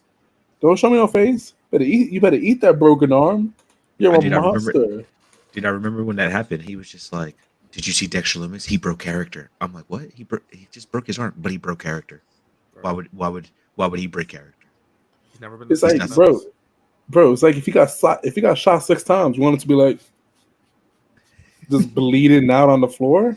Yes, he wants him to get up on his 2 feet like 50 Cent did. Yo, I don't know. And continue the match. If you're not Michael Myers walking by then, I don't know what to tell you. Bro, listen, wrestling is a lot of things, but like, bro, Dexter Lumis is not an actual like psychotic person. Like he I'm sure when he's in the back of catering, he talks to a lot of people about a lot of different things. Yeah. Let's continue on, man. We got Chase U is getting another chance at gold, which was wild. Mm-hmm. That was a good match. Mm-hmm. I was on with Championship Culture, so I couldn't watch NXT live. I had to rewatch it, but it's all good. Like I said, Championship Culture, go watch their stuff. Wrestling Realm. What is the most prestigious title in the WWE? And I gotta say, it's the WWE Championship. Even though Brendan the guy did give a good argument about the IC Championship. Listen, the guy, you're here. You're a wrestler. You want the poopy Intercontinental Championship, or you want the big belt, the WWE Championship? And if you say the Intercontinental just to prove your point, you're a liar. But, yeah, we got Chase U getting another shot at Championship Gold tag team titles. They worked their way back up. I can see them getting it. I can see them getting it against the Super Rangers. I thought this segment was real cool. You said you rewatched it. Was it on Hulu? Because I don't know if they cut this out. Yeah, they did. So they had a little segment in the back where Catch Republic and Rich Holland were interacting, and Pete kind of looked at him and said, "I thought you were done." And I thought you were going to do your own thing. Yeah, I thought you were going to do your own thing. I thought at first I was like, "Why the heck does Pete care?" And I was like, "They was a tag team." I totally forgot about it for a second. I was like, "These two guys were a tag team." They're both kind of hypocrites because they both wanted to do their own things, and they both just ended up in different like factions. He just wanted his name back. That's all he wanted. Yeah, Pete was like, "I'm done being Butch. I'm done being Butch." Let me ask the both of you a question. We've been seeing it week after week after week now since he's been back. Is Wesley going to overcome Oba at Heatwave? Absolutely not. I'm not gonna hold you. Wesley, since his return, has given me very little reason to care about him, outside of the fact that he's Wesley and he's healthy now. Congratulations, you're healthy, you're back. But my man, you've been fiending for this North American Championship for so long. Like, who are you without the North American title? Some might say it's the Intercontinental Championship of the NXT, so it makes it the most prestigious. Oh God. But you know what I mean? Like, he doesn't want the NXT title. He wants that North American. My man is just illusion. I don't get it either. Bro, he fought for the NXT title one time. He was like, nah, this seems a little bit too hard. You know what I can get though? My man, North American lost, Championship. He lost his NXT Championship, had his girl get his bags, and then they quit. And then he came back. So you know what? I need the NA Championship. Bro, you said Brandon the guy is gonna say the IC title because Jericho had it. And we all know how much you love Jericho. Oh, I love Jericho. Jericho was my favorite wrestler over 50. He has the most elite. He has the most elite finisher of all time, and with the Judas effect. And I'm gonna say this. Go ahead. 55. That a 55-year-old man with such spinning force and effect can connect the elbow with such precision that knocks his opponents out. It truly is the greatest finisher of all time. So Jericho's ass. Fuck Chris Jericho. NXT, I've been finding people that I like. I just want to point this out real quick. You know, everyone knows I like Thea Hall, I like her energy. My shout out this time is Jada Parker. That girl got Parker. Hit. She has Miss Parker's good, bro. Miss Parker's real good. And I was sitting there like, oh, she about to whoop some ass. 100% believable. She has it. Send her to the main Miss Parker. Before we go on to the next thing, I know it's because Jericho had it, and I'm gonna say this forever and ever. If you like Chris Jericho, you like all of Chris Jericho, and you are a branch. So Brendan the guy is a branch of the learning tree. Me too. He said me too. Hey, you know what was really good on NXT for the first? I think this is gonna be the first time I've ever said this on our podcast because I've always shitted on it. I was always hating on it. The Heritage Cup. The Heritage Cup match, bro. Banger. Tony D, Nathan Frazier, man. Spectacular match. Spectacular match, dude. I think that has to be the best Heritage Cup match in the last 2 years, hands down. Bro, it was amazing. It was such a good match. I was trying to watch NXT like in the background just to have it on, and I kept looking up during this match. I was like, oh my God. It was great, man. Tony D'Angelo is what a wrestler. Nathan Frazier, what a wrestler, man. If only they were more a little more like Trick Williams, they could be world champion. But you know, they're not Trick. I guess over you're talking about because there's no way Trick could put on a match the way these guys put on a match. I'm not gonna hold you. Trick could have put on a match like that in 10 years. that match was amazing. It was such a good match. I was like, wow. It also did a really good job because I know Markus is a big hater on this, but it did a real good job emphasizing the actual rules of the match. Oh yeah, they did. Great. It was a great match, man. It was phenomenal. It was a great match. You know what's going to be a good match too? I'm actually hyped for it. I've been cheering her on since day one since she's shown up. My girl Lola Vice is going to become NXT champion. It has to happen. It has to happen. She beat Shayna Baszler. You know what I mean? She is going to whoop Roxanne Perez. I mean, at this point, who hasn't beat Shayna Baszler? You know what I mean? It's not that much big of an accomplishment as you think it is. Everybody in Bloodsport, she's undefeated. I mean, Bloodsport is a whole different. It's a whole different shebang. You're fighting a former MMA fighter, bro. Like a Bloodsport rules. Good luck. You don't think Lola Vice can become champion? No. Listen, I just spoke about it last week in kayfabe. Roxanne Perez beat the head of the women's division of TNA. I don't care if it wasn't clean. So you're basically telling me Roxanne Perez is on the top of the TNA women's division. She was there. By the way, she is a former TNA women's champion. Little penny for your thoughts, history books for yourself. So it's like, not you, the listeners, whoever don't watch Total Nonstop Action or Impact. You know what I mean? So if you have Lola Vice beat Roxanne Perez, Lola Vice is on top of the TNA's women's division and can beat Jordan Grace? Hell no. Why not? We don't know if Lola Vice can beat Jordan Grace because the match hasn't happened yet. You know what I mean? Bro, So, Jordan Grace can bench press me, you, and Martin all at once. Facts. I'm also gonna say this because I agree with Chano. Lola's not gonna win this match, bro. man. Roxanne is a person that if you wanted to introduce NXT to these main rosters around Survivor Series time or any time like that, Roxanne already has the full package, bro. She is the full package. She's the prodigy. She's a mixture of Shawn Michaels and Booker T in both of the best ways. So, I mean, like, she is the full package. There's no way they're taking that title and putting it on Lola, and then Lola's going to go on the main roster. People going to be like, who the hell is that? Roxanne is the full package. If she was the full package, she would have got drafted on draft night. She was champion. She was champion. She wasn't eligible. Oh yeah, that's right. She was champion. You're absolutely right. Know She was the upset rules. about it. She was And the Chelsea first Green, pick. she should have dropped the title to Chelsea Green then. Listen, everybody should drop the title to Chelsea Green. Everybody That's me, should. Hey, that's we me got to Sarah. hit on Sarah's in the building. Sarah says hello, everybody. What's going on, Sarah? And you know what, Brandy? Brandy's in the chat too, guys. I guess he's done packing for tonight, but he said I'm an optimist, and I am not an optimist, and I would like to see Lola Vice become NXT champion.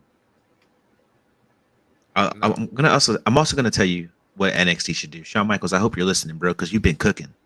You've been cooking on NXT, bro. I'm not gonna even lie. Your flowers all day. You want to do something crazy? You want to shock the world? You want to do something? You want to make history? At Heatwave, at that fatal 4-way match, you put the title on Javon Evans.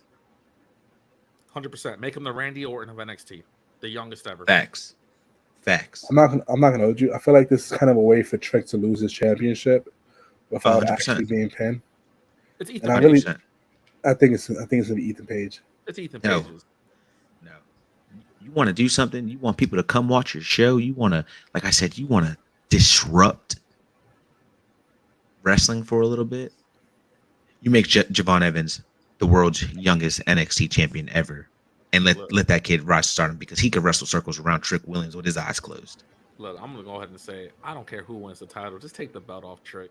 I don't care. Like, Hornswoggle will come back and win the belt, and I'll be like, yeah, that was the best decision for business. But Trick Williams is the #1 draft pick. So Trick Williams versus the Batista. Gave me two options. Trick Williams or Batista for the NXT championship.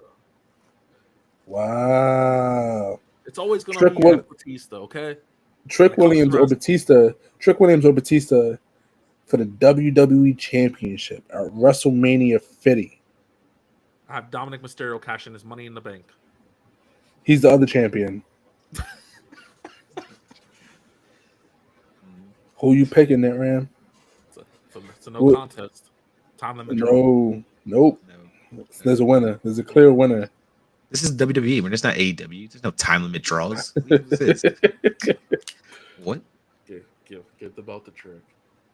Give the belt to Trick. Give the belt to Trick. Y'all heard it here first. Yo, what would have to happen for you to give the belt to Batista? Jesus Christ. There's not many options where I could tell you that I think Batista should have ever been world champion. Even when he was world champion, I think they made mistakes.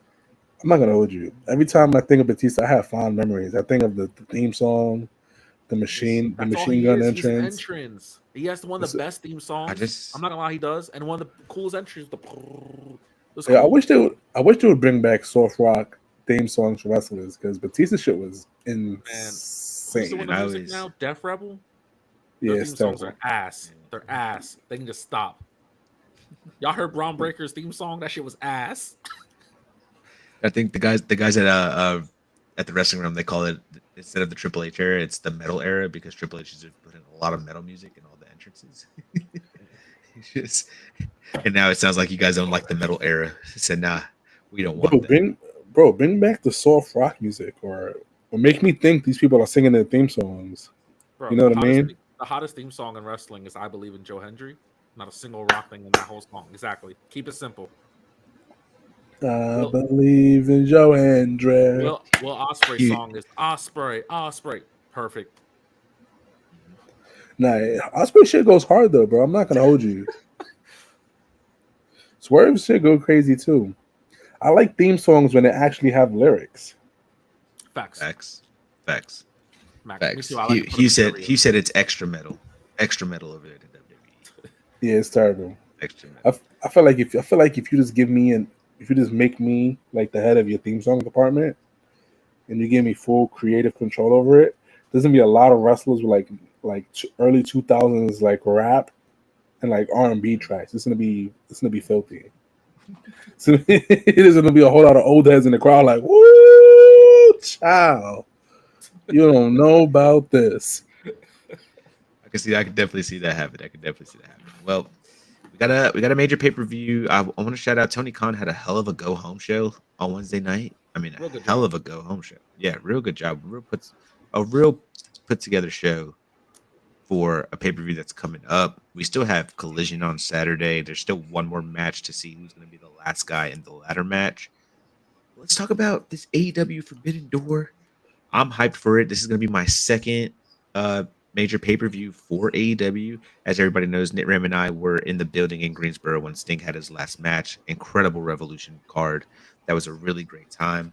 And now I get to go to Forbidden Door with my guy Chano and Brandy, and we're going with Tano as well too, right? Yeah, we're going with Chano. It's Yeah, gonna be so- fun, man. It's gonna be a good time. I'm actually really excited for Forbidden Door. When we went to the Dynamite and Arthur Ashe, we had a great time. I said arguably one of the best wrestling shows I've ever been to because we enjoyed myself. I really enjoyed myself. But I can't wait to chant "Please retire" to Chris Jericho. So I might not make it the rest of the show, guys, because I'm gonna be screaming it at him. I'm like, retire! The disrespect is real. Leave Chris He Jericho said alone. you should he said you should make a mixtape, Chano. Listen, I got you guys. I'm gonna become good with editing software. I'm gonna change everybody's theme song to what I think it should be, that's using 2000s music. Let's talk about this card. We had 3 0-hour matches were announced, right? You have was it Mystico and the Lucha Brothers going up against man, who was it? Yeah, that's a nice Mystico match you got back there, by the way. But I can't remember who it was, but a lot of women's matches. A lot of women's matches, right? Thank God. We got Saraya Mariah May, which is going to be a banger on the 0 hour. We got Mariah May all day, bro. Like, how could you even? Nobody wants to see Saraya win. Sorry, I'm just gonna say that. I can explain why Saraya wins that match, but we'll get there. Okay. Well, we'll talk about it when we get there. Let's just jump into the actual card because I don't think anybody's really gonna be watching the 0 hour. So the 0 hour match is Mystico and the Lucha Bros versus New Japan guys, Yota Tsutsui, Titan, and Takahashi. I'll probably butcher these guys' names, but that's going to be a great clash of Lucha style versus New Japan style. Oh yeah, yeah. It's going to be a lot of flips into hard chops. Yeah, man. Honestly, I'm super excited to see Penta because I keep saying it. Penta is the swaggiest wrestler of all time, man. He's just too fucking cool. We also got Will Nightingale with Tom versus Chris Statlander and Momo. I think that's going to be a good tag team match. I'm not going with you. I'm mad hyped to see Stokely. He's super hyped to see Stokely.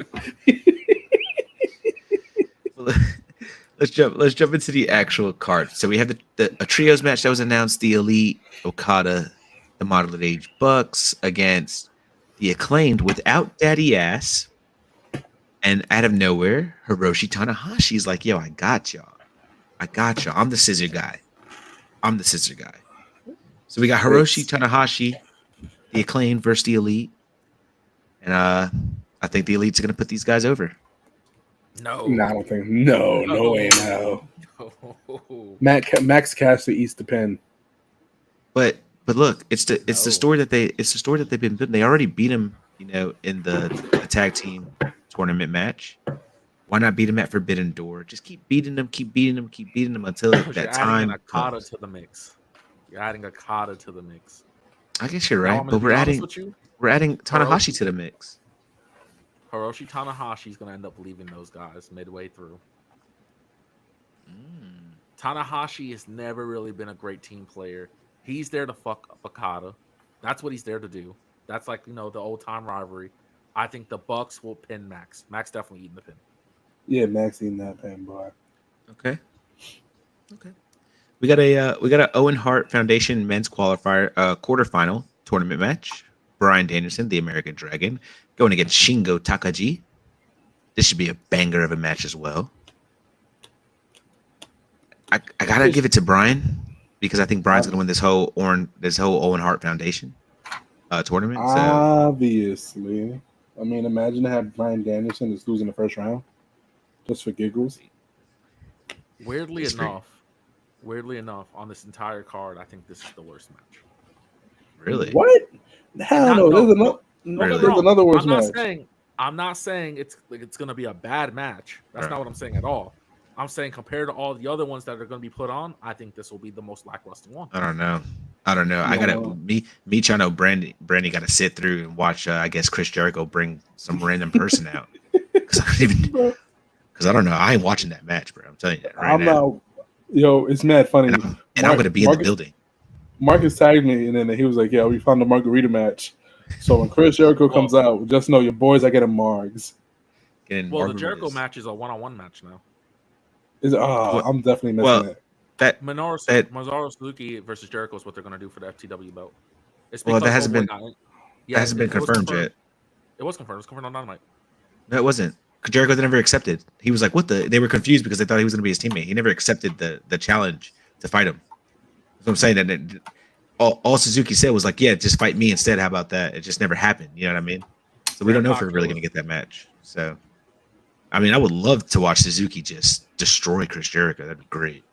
I have no interest in that match. So your boy will be getting margs and merch. Let's see. We got Orange Cassidy, Zack Sabre Jr. Banger. That should be a good match. That should be a really good match. It's gonna be a banger. Orange Cassidy always has the best matches on Forbidden Door. He had it with Will Ospreay. He had it with I can't even think who we fought last year, but it was a tag match, and he'll have it again. Cassidy always has the best match. We have the TNT Championship ladder match with. I'm not gonna lie to you guys, man. If my dude Konosuke Takeshita doesn't get this title, it looks like Jack Perry may be getting it too, but everybody else in this match is just here for spots. Leo Rush, Mark Briscoe, Dante Martin, they're all great, but you're all here for spots. Yeah, let's go good old Mark Briscoe. I feel like all this mic time they're giving him is just like going to shit. I'm not gonna hold you. It's because he doesn't know what to say. Oh, here we go. I'm glad you brought this up, Chano. That man does not need to be cutting promos. I didn't understand one chicken wing thing he said. Okay. I'm sorry, but his solo run to me is not good. It's not fun. I don't even care that he's Ring of Honor champion. Leave him on Ring of Honor. I'm so done with Mark Briscoe. I'm sorry that his brother passed away. They're a great tag team. They were great wrestlers. Yes, he's still a good wrestler, but I'm done with him. The way you feel about Chris Jericho being on TV, I'm done with Mark Briscoe being on TV because he is not elevating nobody. Put that man back on Ring of Honor.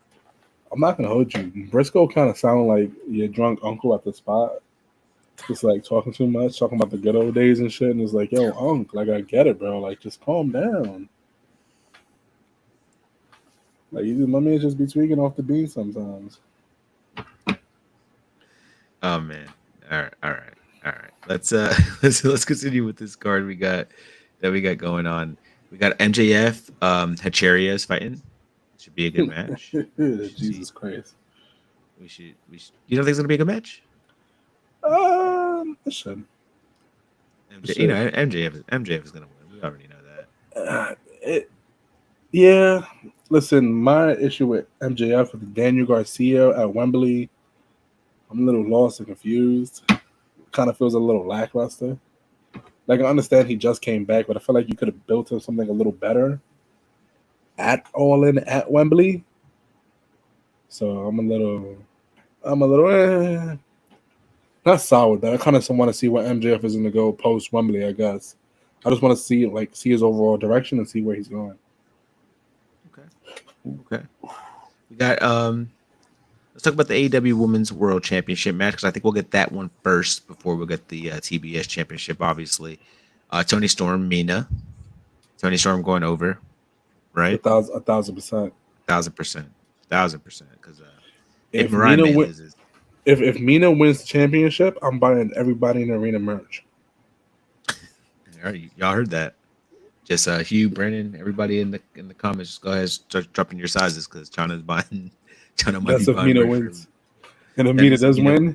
win, Mina catch me if you can. I'm the gingerbread man. I am. We also got the.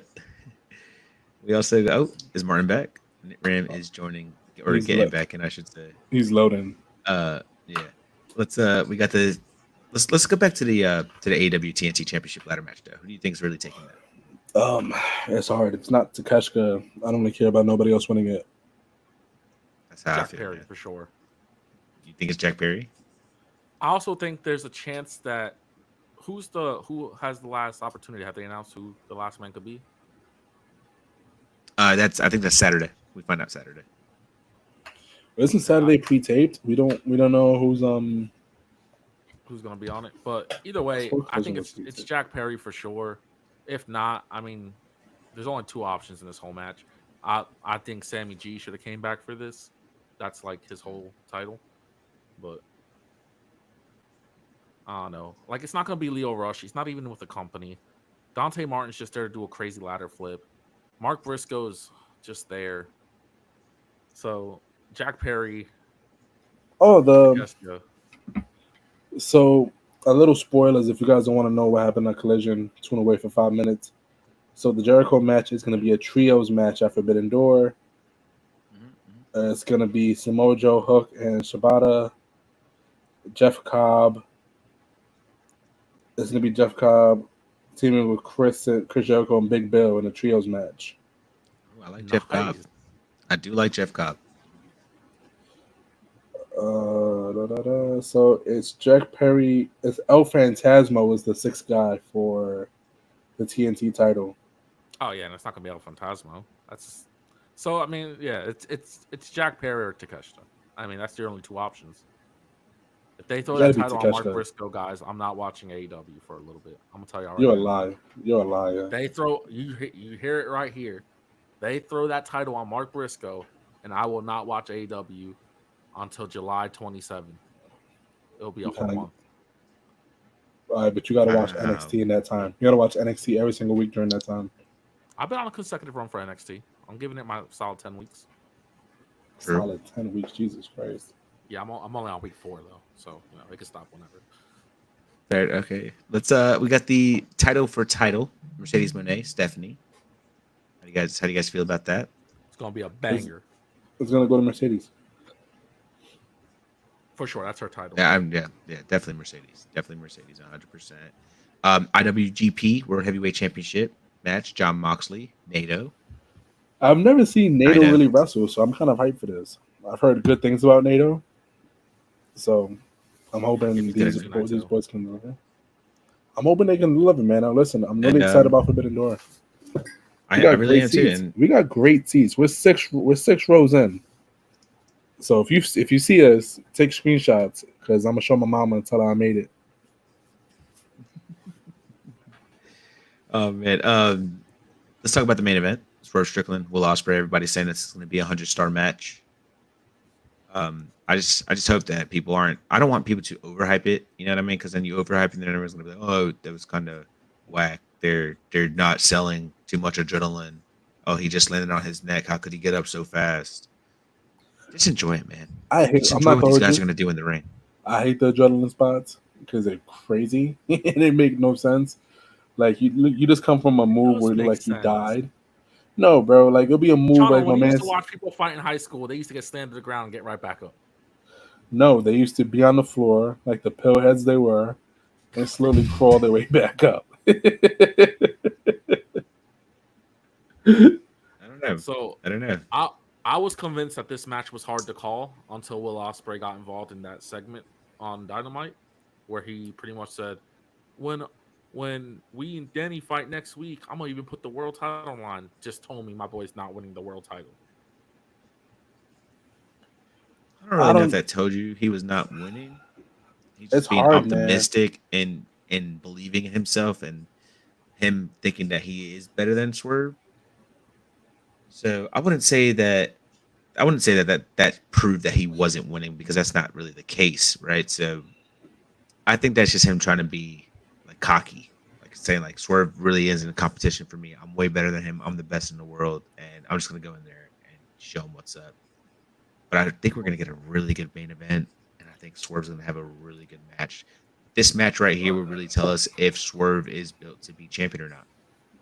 I mean, who's more fitting to give Will his first loss than the current world champion and Swerve Strickland? The match is gonna be amazing. You know, one thing I hate about this.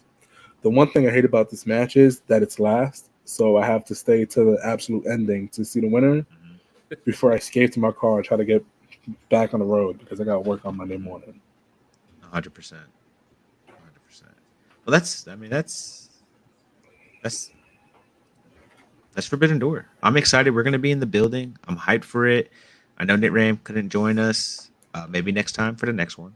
Definitely for the next one. Don't worry, Martin. Next time I'll buy you a ticket too and just tell you about it, like I did with Markus. Either way, I had to use this weekend to get prepared for Brendan to come in here. So true. You're happy and you're singing and your brothers.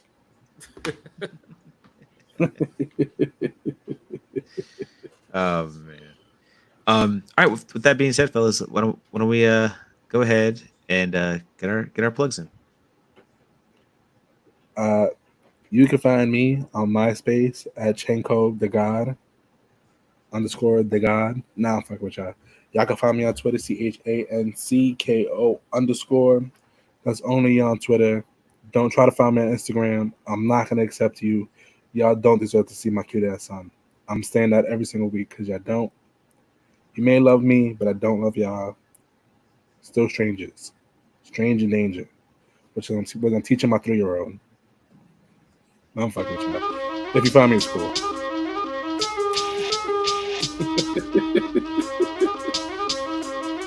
And of course, Right, you Nitram. I'm Nitram, the one that makes me say, "Oh damn!" And you can find me in North Carolina, but don't. Please, that'd be scary.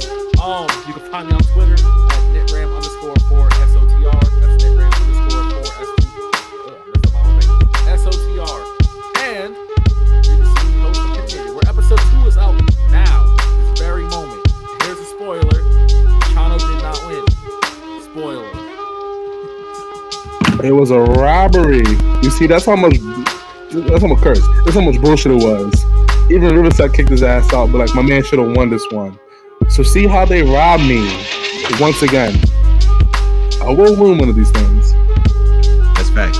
You will win one day. You can follow me, Markus Hernandez, the Markus Hernandez on Instagram, the founder MH on X. But most of all, follow us on all of our social media platforms. 4 Sides of the Ring podcast on Instagram, 4 Sides OTR on X. We're on Threads. We are on YouTube. Like, comment, subscribe, share. And everybody have a great weekend. Enjoy wrestling, because if you're not watching it right, if you're not enjoying it, you're not watching it right. I messed that up. It's okay. Martin just dipped out. I'm going to show this one more time. The residential haters were in the building today. Proud of my guys. Listen, I'm not even a hater, guys. I'm just passionate about heels. I don't support none of these baby faces. They suck. Just because Cody Rhodes is a savior don't mean he's my savior. I always acknowledge my tribal chief. That's facts. That's facts. We got to get out of here. Catch me and Brandy. Look up. Just stay. Pay attention to the socials. We'll be all over New York this entire weekend. And come find us. Come win something. And if you run into Markus on the street, depending on where you are, he will buy you something. Depends where you are, though. You gotta have better waves than me, though. If you're at the liquor store, you can do something from the liquor store. Unless you're under the age of 21, we do not support underage drinking. hey, we gotta get out of here. We gotta get out of here. Everybody, enjoy your weekend. If you're in front of the plug,